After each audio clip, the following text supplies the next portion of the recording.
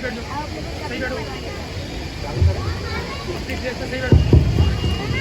اللہ الرحمن الرحیم. محترم علماء کرام اور حضرات سامعین، السلام علیکم ورحمۃ اللہ وبرکاتہ. آج میں آپ حضرات کے سامنے اسلام میں احترام انسانیت کا مقام اور اس کی اہمیت کے موضوع پر کچھ گفتگو کرنا چاہتا ہوں. محترم حضرات، اللہ کا شکر ہے ہم جس مذہب کو مانتے ہیں اس میں تمام انسانوں کی احترام کی تعلیم دی گئی ہے. دراصل اللہ تعالیٰ نے تمام انسانوں کو تمام مخلوقات میں سب سے افضل اور اشرف بنایا ہے. قرآن میں اعلان ہے وَلَقَدْ كَرَّمْنَا بَنِي آدَمَ، یعنی ہم نے انسانوں کو مکرم بنایا ہے.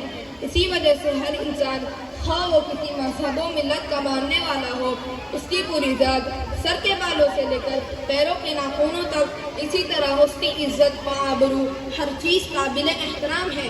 پیغمبر اسلام نے 1450 سال پہلے احترام انسانیت کے رہنما اصول ارشاد فرمائے تھے. ان اصولوں کی صداقت اور حقیقت کو آج تمام انسانوں کو بتانے اور سمجھانے کی ضرورت ہے. چونکہ ہم مسلمان ہیں تو ہمارے اوپر لازم ہے کہ ہم بذات خود اسلام کو سمجھیں، اس کی تعلیمات کو جانیں اور اس کے متعلق جو غلط فہمیاں پائی جا رہی ہیں وہ دور ہو سکیں. اسلام میں انسانیت کا کس قدر خیال رکھا گیا ہے، آئیے ایک نظر اس پر ڈالتے ہیں. نمبر 1، جو بھی بلا وجہ کسی انسان کا قتل کرتا ہے گویا وہ تمام انسانی برادری کا قاتل ہے، جیسا کہ ارشاد ربانی ہے.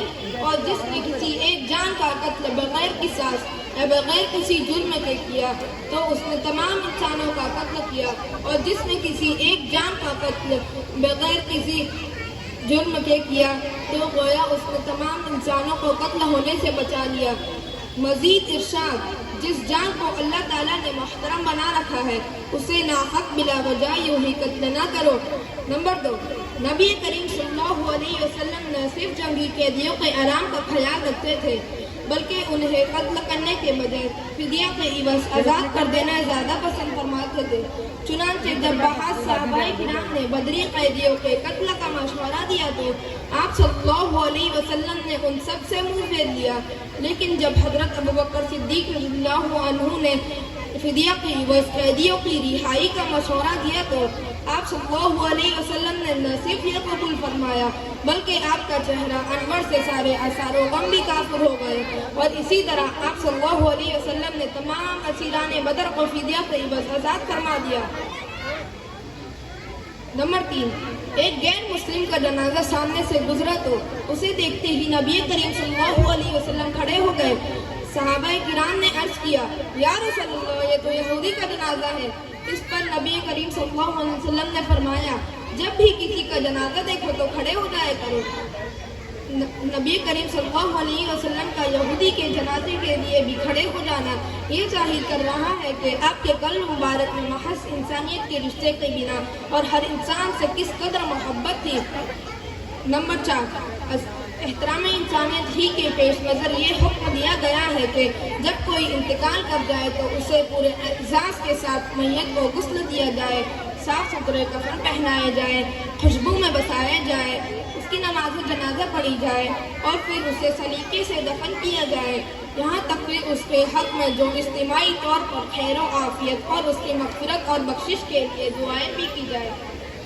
مذکورہ بالا آیات و احادیث سے واضح ہوتا ہے کہ احترام انسانیت بہرحال لازم ہے اور جہاں تک ممکن ہو ہر انسانی جان کو تحفظ فراہم کیا جائے. احترام انسانیت محض رنگ و نسل اور مذہب برادری سے بنیاد نہیں ہونا چاہیے بلکہ انسان خواہ کسی بھی رنگ و نسل اور مذہب برادری سے ہو، اس کی جان و مال اور عزت و آبرو کی حفاظت کرنا بہت ہی ضروری ہے. لیکن صدحیف کہ آج کا مذہب و ماڈرن انسان بذات خود انسانیت کا جنازہ نکال رہا ہے اور مقام یہ حیرت ہے اس طرح کے تمام غیر انسانی حرکتیں انسان دوستی اور حقوق انسانی کی بحالی کے نام پر کی جا رہی ہے. اور آج انتہائی پسندی اس مقام پر پہنچ گئی ہے کہ کیا اسپتال اور کیا اسکول اور کیا مذہبی حاصل کلام اور پیغمبر اسلام نے 1450 سال پہلے انسانیت کا جو رہنما تصور پیش فرمایا تھا اس کی صداقت اور حقانیت کو آج تمام انسانوں کو بتانے اور سمجھانے کی ضرورت ہے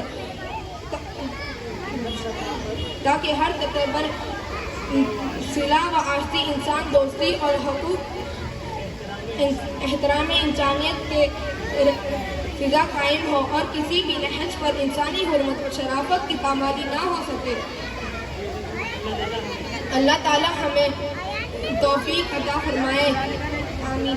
ماشاءاللہ ماشاءاللہ، بہت اچھی